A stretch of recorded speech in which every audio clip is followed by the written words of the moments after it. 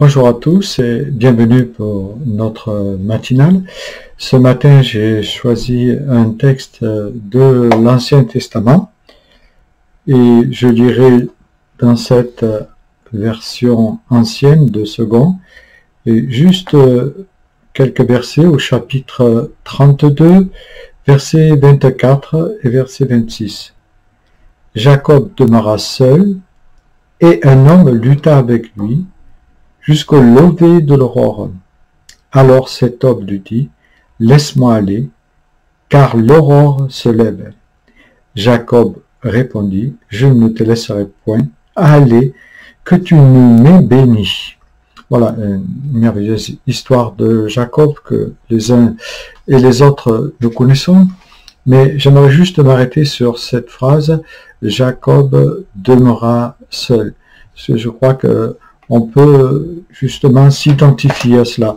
Et en tout cas, plusieurs croyants ont vécu des moments de solitude ou vont vivre des moments de solitude. Nous, tous, à un moment donné de notre vie, nous allons passer par la solitude. Mais dans les textes bibliques, nous voyons ici que Jacob est seul, mais si on prend d'autres textes, on verra par exemple Jérémie qui se trouve dans l'isolement, Job, Élie, et puis Paul quand il dira « tous m'ont abandonné ». Et dans les auteurs des psaumes, nous en parlent aussi.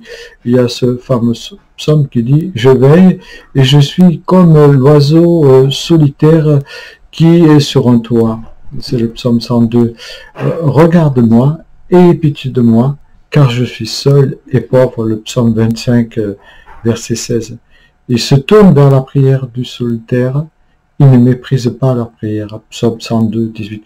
Donc nous voyons dans l'écriture, c'est un constat que des hommes ont vécu cette solitude, ils l'ont pas vécu facilement. Et on peut faire le constat que tout chrétien n'échappe pas à la condition humaine générale, et il connaît ou connaîtra la solitude dans sa vie. Il existe diverses formes de solitude, celles que nous avons construites malheureusement, et qui sont les conséquences de notre caractère, de nos mauvaises attitudes, de nos aigreurs, de nos rancœurs, de notre esprit peut-être de dispute, ou conflit familial, rupture familiale, etc. Mais il y a aussi les solitudes par déception, on pourrait dire, par le vécu, blessures d'amour-propre, de jugement sur autrui, par manque aussi de charité.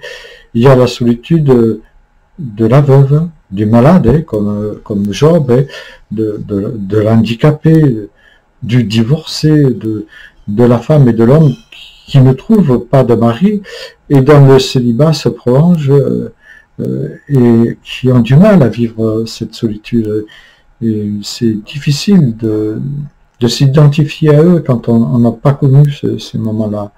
Et puis en dernier lieu, il y a la vieillesse, même si la jeunesse connaît aussi la solitude. En tout cas, la vieillesse, tout le monde aura ce temps de solitude un jour.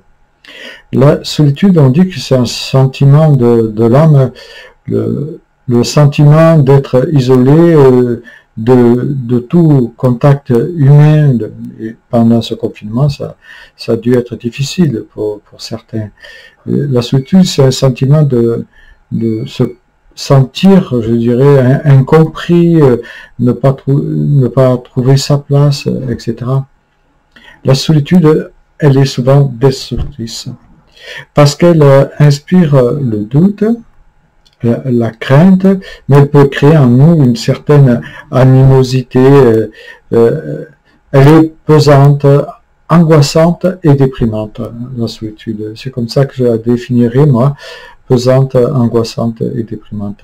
Malheureusement, la solitude peut nous amener à prendre des décisions trop rapides, se marier trop tôt, consommer avant le mariage, ou combler le vide avec des choses futiles. Elle peut aussi devenir une prison physique, mais aussi psychique pour nous.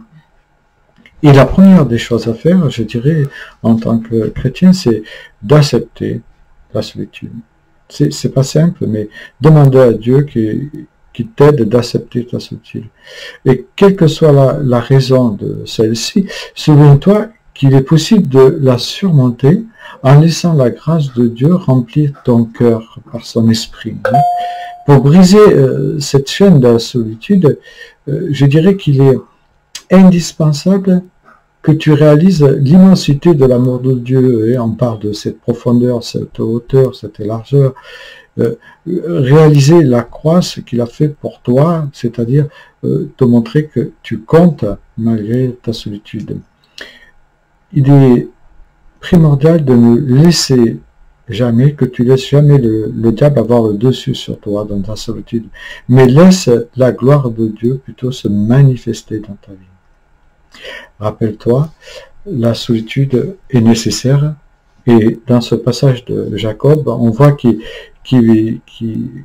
tombe à un moment crucial de son existence. On voit qu'il avait ce besoin d'être seul avec Dieu pour justement trouver les bénédictions. Et dans la solitude, dans ta solitude, Dieu peut te révéler des trésors, te bénir et placer les bonnes personnes pour t'accompagner.